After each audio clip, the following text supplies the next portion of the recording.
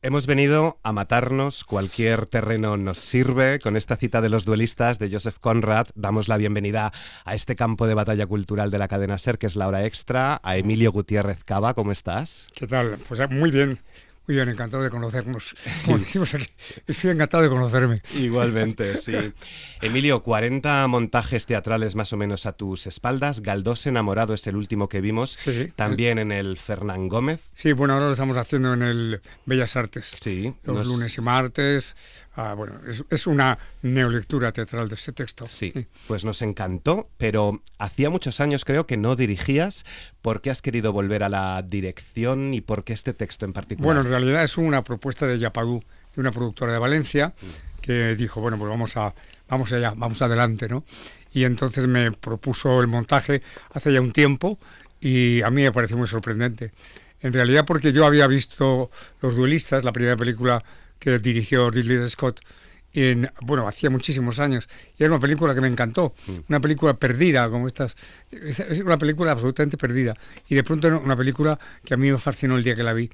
Además la vi en Playa de Aro, curiosamente en un cine de sesión doble, y entonces me quedé muy, muy sorprendido.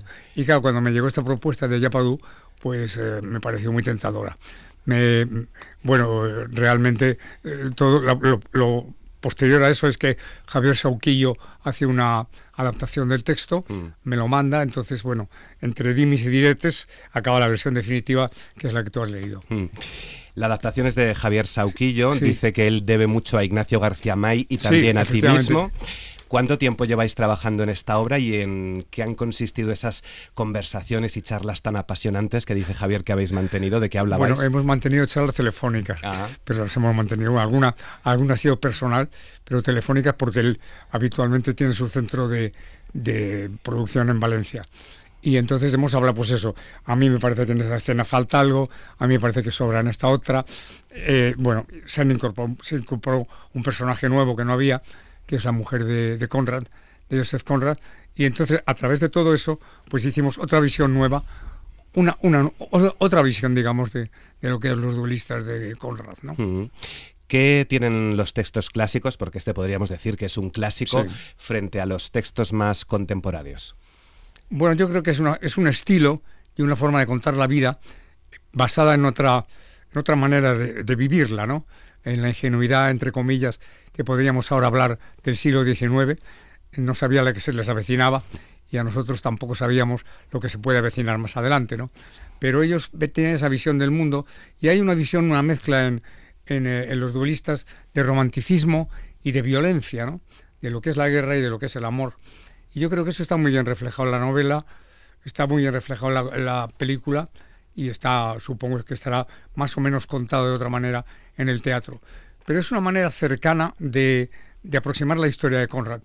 Si yo fuese espectador y no hubiera sabido nada de Conrad ni nada de teatro y voy por primera vez a ver la obra, enseguida que saliese de la obra me iría a una biblioteca, si es posible, o a una librería, si es que tiene un poder adquisitivo uno, y compraría enseguida Los duelistas y la Lírica.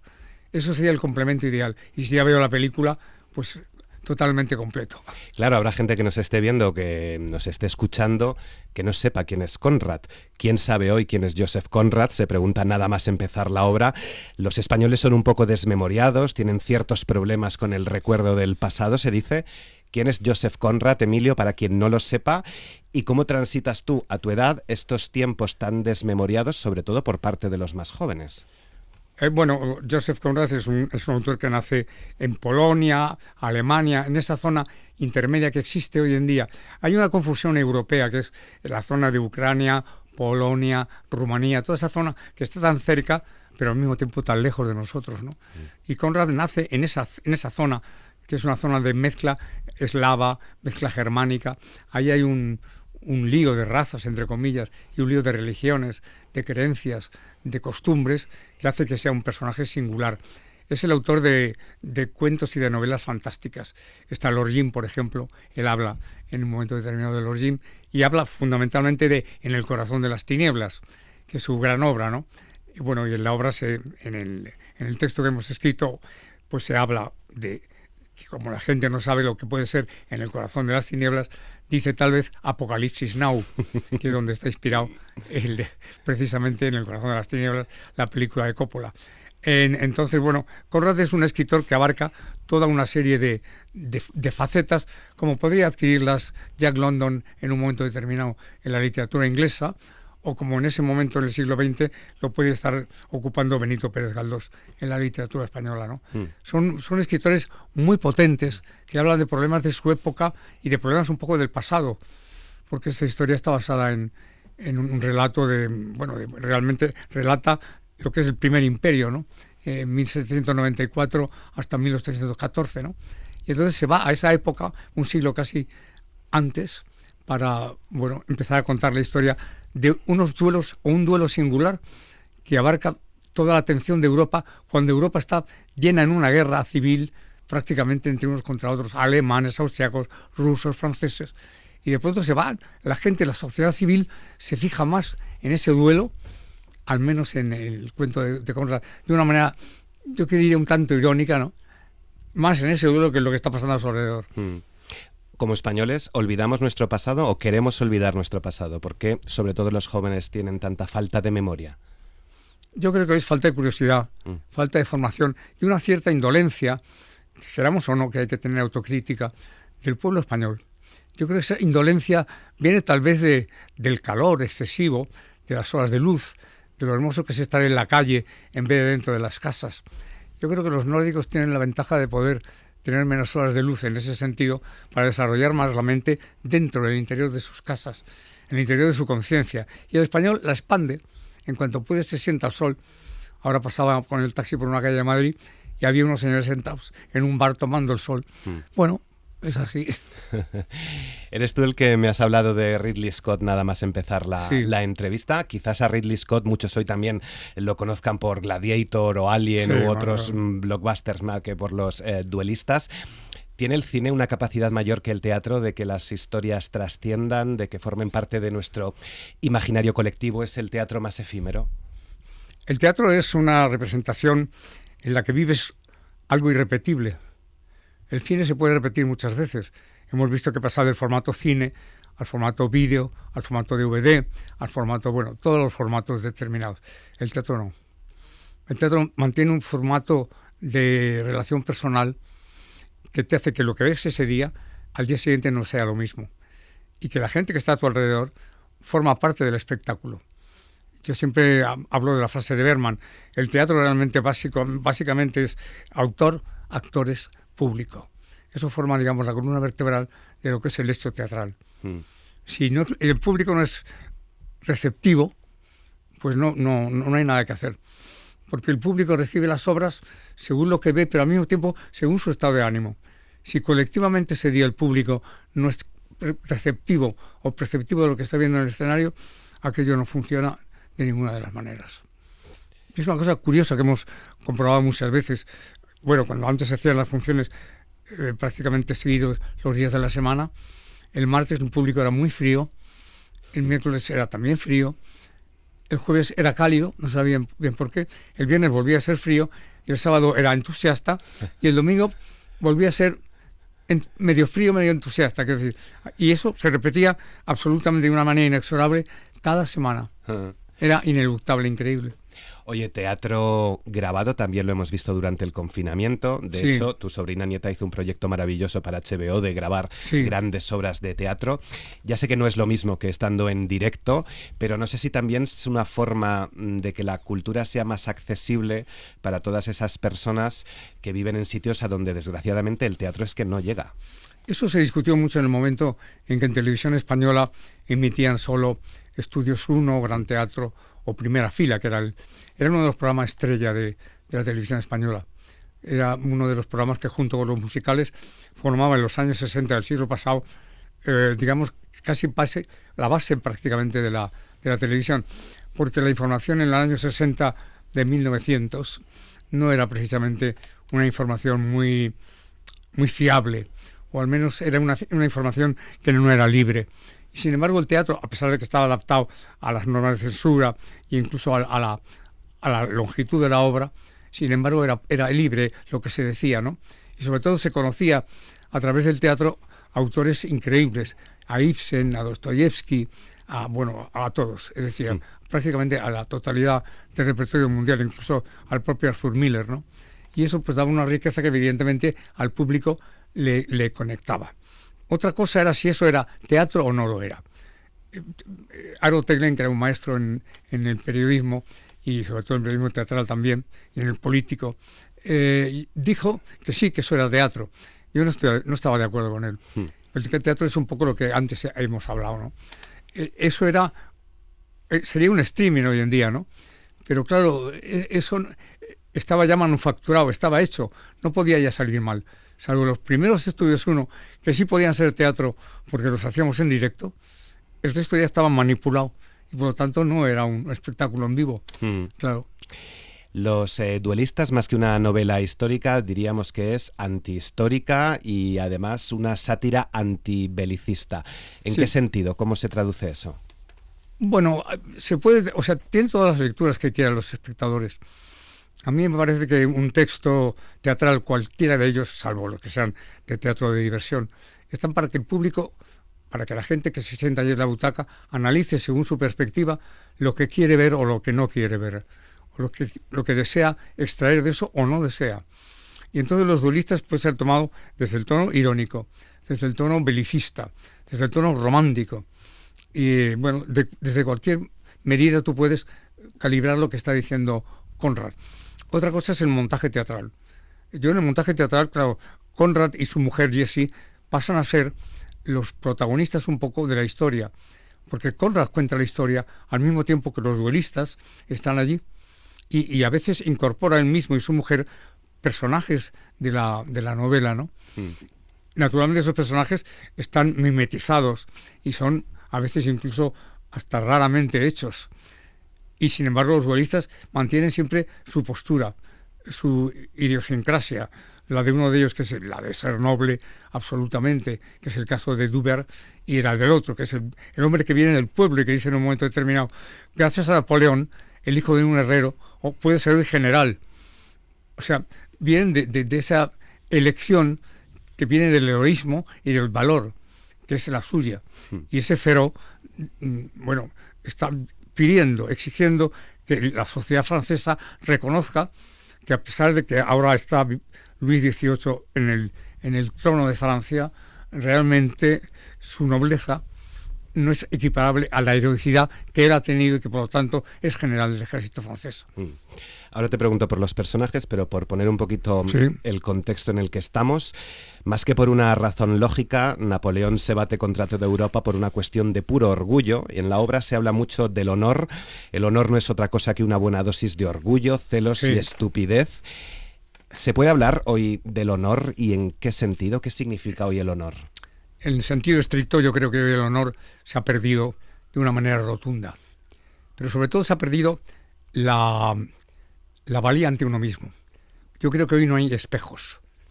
No hay espejos en los que la gente pueda mirarse y darse cuenta del ridículo que está haciendo. Yo me he mirado a veces al espejo y he visto que he envejecido.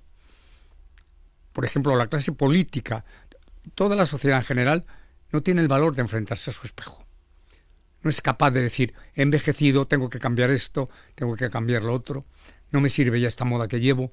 No, son arrastrados por el consumo y por una serie de valores totalmente falsos. No hay valores de consumo, no hay valores de economía. Está el valor del ser humano y ese valor está por los suelos. Y el valor está muy junto al honor. O sea, tú tienes que defender el honor tuyo y la honestidad tuya. Cuando ahora se habla de corrupción, se está hablando de algo muy viejo. Viene de un verbo latino. La corrupción ha existido siempre. El honor también ha existido siempre. La gente que ha tenido honor no ha tenido corrupción. La gente que no ha tenido honor ha tenido corrupción. Esa es la diferencia. Y hoy el honor está un poco apartado.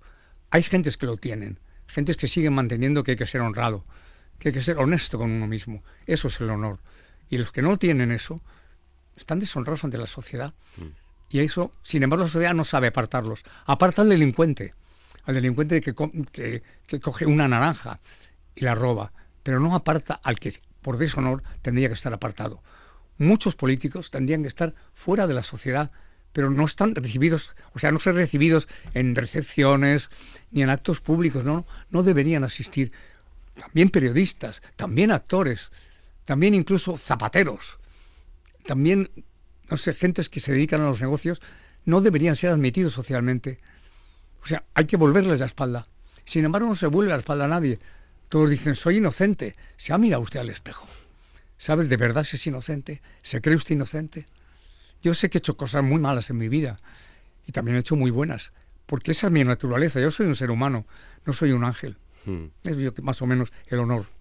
La falta de espejo, sí, como en el traje del emperador, ¿no? El emperador más o está menos desnudo y... desnudo o vestido, claro. Vestido, claro. No sé si también es una de las razones por las que vivimos hoy tiempos prebélicos o bélicos. En realidad, esos gobernantes que son también muy orgullosos, muy vanidosos, muy estúpidos, en realidad, como se dice. Sí, es una época de mercaderes, en las que se están vendiendo productos y negocios particulares a costa de poner por delante la bandera de los países. Yo creo que es absolutamente obsceno ver lo que de pronto pasa en el Caribe en este momento, ¿no? Y saber que las razones del derrocamiento de Maduro, si es que lo consigue el señor Trump, pues son razones económicas. Poco le importa al pueblo venezolano, poco le importa la democracia o la libertad de este señor. Lo que le importa es el petróleo de Venezuela, el negocio que se hace con eso, a él y a una serie de élites, ¿no? Y eso está ahí, y eso es la verdad. ¿Por qué hay que estar siempre enmascarando la verdad? Porque la verdad no se puede reflejar en el espejo. Sería un rayo que te fulminaría. Y entonces todo eso significa que hemos creado un mundo muy confuso, un mundo que, por ejemplo, Stefan Zweig cuenta en el tiempo que pasado. Pues ese mundo es el que uno ve ahora y dice, pero este mundo ya no es mío. Es un mundo de locos, ¿no? En el que la Navidad se adelanta a noviembre, en el que el verano se adelanta al marzo. ¿Qué es eso? O sea, ¿qué trascendencia tiene el ser humano? La indiferencia no puede tener otra. Eso es lo que está pasando hoy en día. De campaña en campaña de consumo. De campaña en campaña de consumo, exactamente, sí. Sí, pues se habla del verano y no se habla de la playa o del sol. Se habla de la ocupación hotelera, de los millones que van a dejar el encendido de luces en Navidad. Si eso no es ser un mercanchifle, pues que baje Dios y lo vea. Otra de las lecciones que podemos extraer de esta historia, como advertías antes, es cómo también se han trazado de forma muy confusa las fronteras entre países, al azar, según el capricho de quien gobernaba, Ucrania. Sí, bueno, en este caso sí, claro. Lo que pasa es que en aquella época yo creo que las fronteras eran menos determinadas. Yo creo que las fronteras se determinan y causan una debacle a partir de la Primera Guerra Mundial, cuando se delimitan el Tratado de Versalles y se delimitan de una manera injusta, desde mi punto de vista, a pesar de toda la agresividad que hubieran tenido los alemanes en la Primera Guerra Mundial.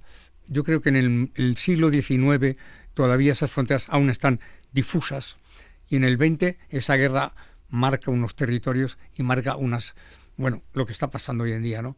¿Por qué Ucrania está en guerra con Rusia? Pues porque Ucrania era un reino independiente, de golpe, de pronto es absorbido por Rusia, vuelve otra vez a ser de la Unión Soviética, y eso crea naturalmente una tensión que está ahí todavía. El presidente Obama dijo en uno de sus mandatos, todavía estamos viviendo la Primera Guerra Mundial. Eso dijo, yo no... Creo que está en hemeroteca. Sí. Estos dos duelistas son Déubert y Feró, sí. Eso es, interpretados por Juan Carlos Mesonero y José Juan... No, Juan Carlos ha tenido que ser sustituido, sí, por Francisco Ortiz. Ha tenido que ser sustituido porque tuvo una lesión en la mano en uno de los duelos. Ostras. Y yo naturalmente lo sentimos muchísimo, todos los que estábamos en el montaje, ¿no? Que se lesionara la mano en un duelo, y ahora a los duelistas los cuidamos como si fueran niños de pecho. Les preguntamos, ¿cómo estáis? ¿Os duele un costado? Porque realmente son frágiles y tienen 5 peleas muy brutales. Claro, ¿cómo se escenifica esa esgrima sobre el escenario? Me estoy dando cuenta. No, es que esgriman. Es esgrima, o sea, no vamos a ver un teatrillo, vamos a ver un duelo de verdad. Van a ver, sí, o sea, atacan con espadas y con sables, de verdad. ¿Cómo habéis trabajado esto con los actores? Lo están trabajando con un profesor de esgrima Y entonces ese profesor, que es Javier, los está llevando por el lado que supone un montaje naturalmente coordinado, sincronizado con lo que se pasa en escena, con las intervenciones de Conrad. Todo eso está llevado así. Francisco Ortiz y José Juan Sevilla. José Juan Sevilla es el otro duelista, sí. Feró es la viva expresión del furor reprimido, actúa como una especie de drogadicto, buscando darse una razón para el vuelo. De Hubert parece más tranquilo, un hombre recto, con un gran sentido del honor. Leo, Sí. ¿cómo definirías a estos dos personajes y qué tienen al final en común? Los dos tienen honor militar. Sin embargo, Hubert está adornado por el honor de clase. Él es varón. Entonces, Feró no. Feró es un hombre que es hijo de un herrero. Entonces, naturalmente, eso marca también la clase social, ¿no? La forma del trato de las cosas. Feró quiere subir a una clase social y, sin embargo, Hubert quiere mantenerse en la suya. Y habla del honor, pero también habla del honor aristocrático. Es decir, yo soy noble, soy varón, y este es un tanto gusano, ¿no? Y hay ese mantenimiento, aunque no se nota. Pero por encima de eso está el honor militar. Y los dos son militares. Y los dos admiran que son valientes. Y los dos comulgan con esa valentía. Y por lo tanto son iguales en eso. Y en eso Hubert nunca a Feró le niega que es muy valiente y que no merece nunca ser perseguido. Y le protege, curiosamente. Esas clases sociales también las hemos heredado con los años, y ese ascensor roto donde un herrero puede llegar a... Bueno, puede llegar a, pero quiere siempre acercarse a la otra clase, no crear en la suya la nobleza. Claro. La nobleza que sí se intenta crear seguramente en el 19 con la burguesía. O sea, equipararse a la nobleza rancia, entre comillas, nunca mejor dicho que rancia, y sin embargo no puede, ¿no? Daniel Ortiz y Aurora García Agut, estos Sí, no han sufrido Daniel incidentes. Ortiz, sí, Daniel es el gran hacedor de toda la obra, ¿no? Es el que cambia, cuenta y dice, soy Conrad, ¿no? Es bueno, el cuadro de intérpretes a mí me parece maravilloso. Se llevan muy bien entre ellos y son muy magníficos intérpretes. Daniel y Aurora dan vida a Conrad y a su su esposa mujer, Jessie, que Jessie. dice que habéis introducido este personaje nuevo. Se desdoblan además en varias figuras para narrar la historia desde múltiples perspectivas. ¿Cómo es el diálogo entre ellos y el diálogo que mantienen también con los duelistas? Sí, eso es muy interesante. Bueno, el diálogo que mantienen con ellos es un diálogo absolutamente familiar, coloquial, de matrimonio. Y cuando ya están en papel dentro de la historia de los duelistas, se convierten un poco en esos personajes. Conrad le dice al público, ahora me voy a convertir en coronel. Pum, y se convierte en coronel. Ahora voy a ser Fouché, y se convierte en Fouché. Y yo creo que eso visto desde fuera es muy singular, porque tú no engañas al público. Tú lo que le dices al público es imagine, lo que hacía un poco Shakespeare, ¿no? Imagine ahora que es Fouché, créaselo lo que está contándole, pero no como Conrad, sino como Fouché.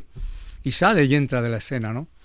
Y yo creo que eso es muy atractivo desde el punto de vista narrativo. Es decir, si te sientas en una butaca y ves eso, dices, pues me lo está contando más o menos de una manera correcta, ¿no? Me lo está llevando de una... O sea, no se rompe nada, no hay nada nuevo bajo el sol, pero se buscan formas de aquí y de allá, que son las que comportan la civilización y sobre todo el acervo cultural humano.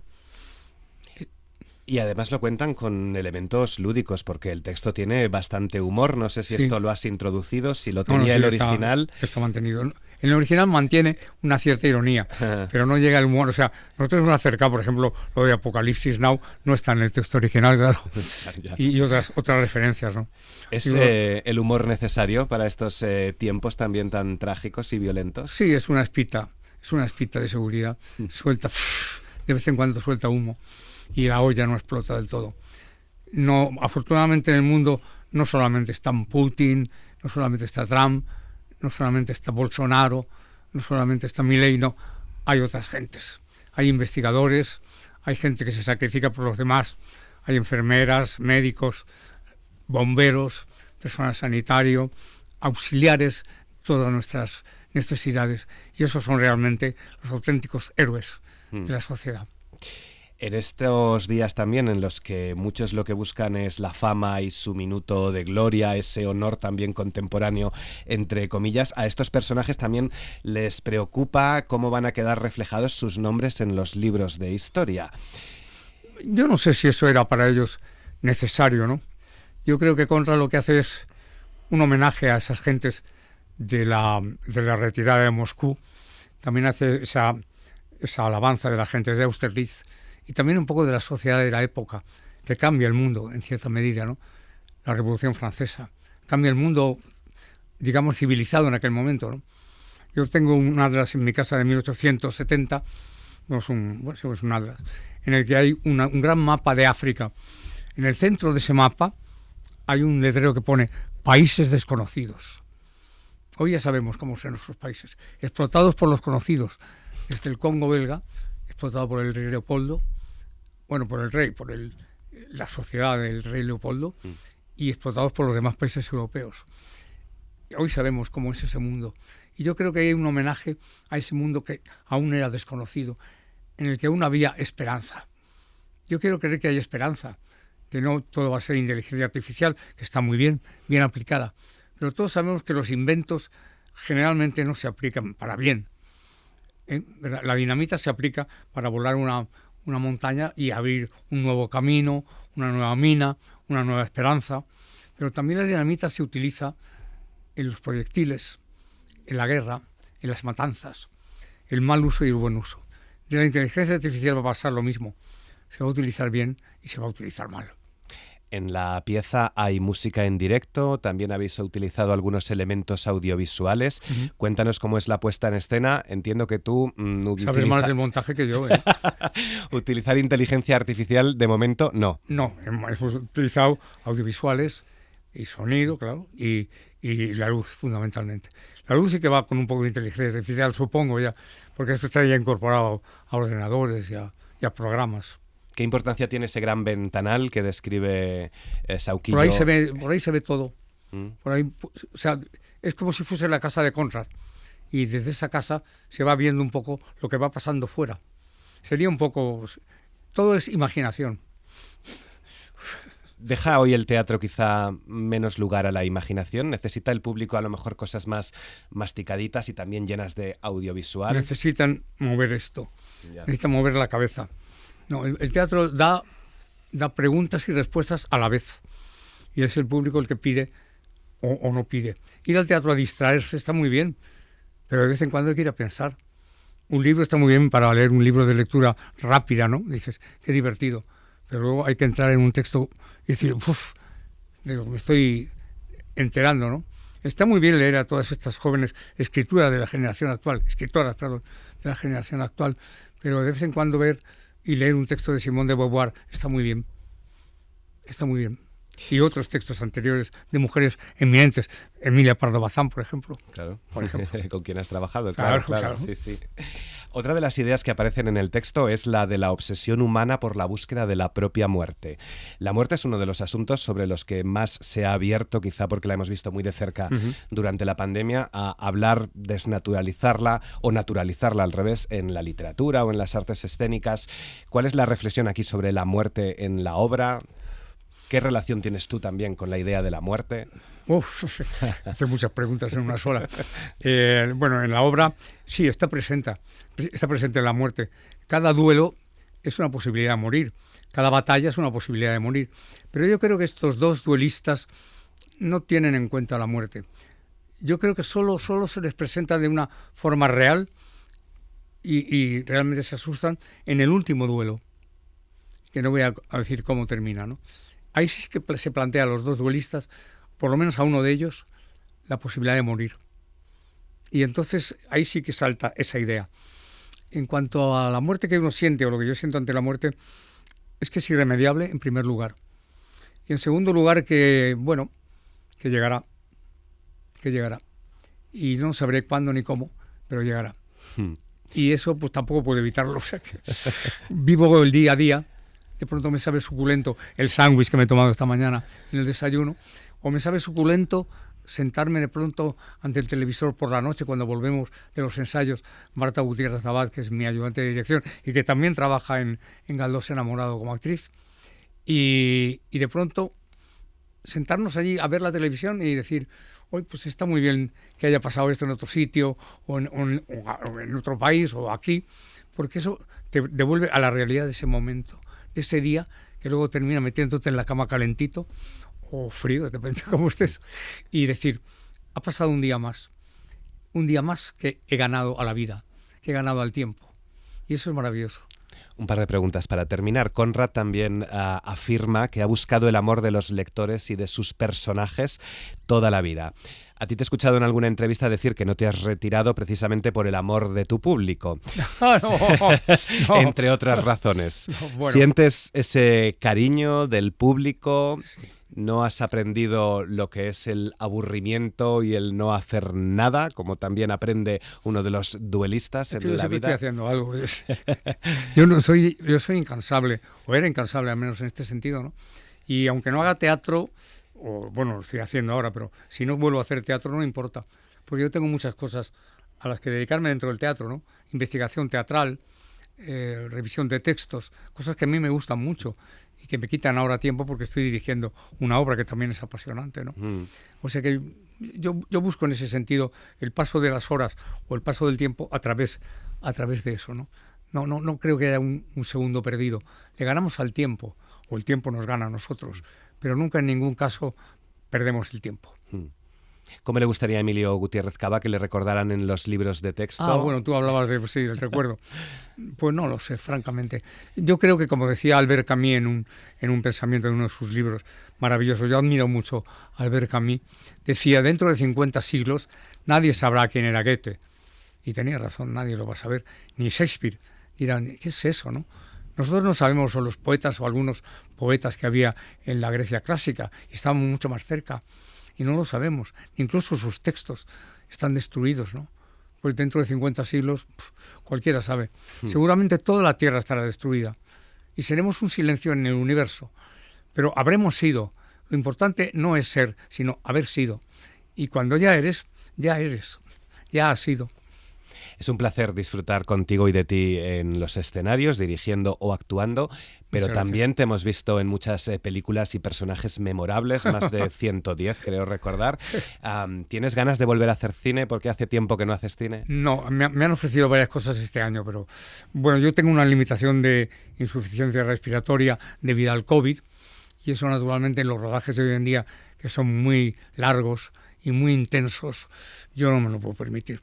Además, yo ya tengo una edad, igual que yo creo que deberían hacer un código, igual que hay una edad en el cine para que los niños rueden, pues cuando cumple los 80 debería haber también un código para tenerte solo 3 horas, 2 horas, a descansar, a volver al set.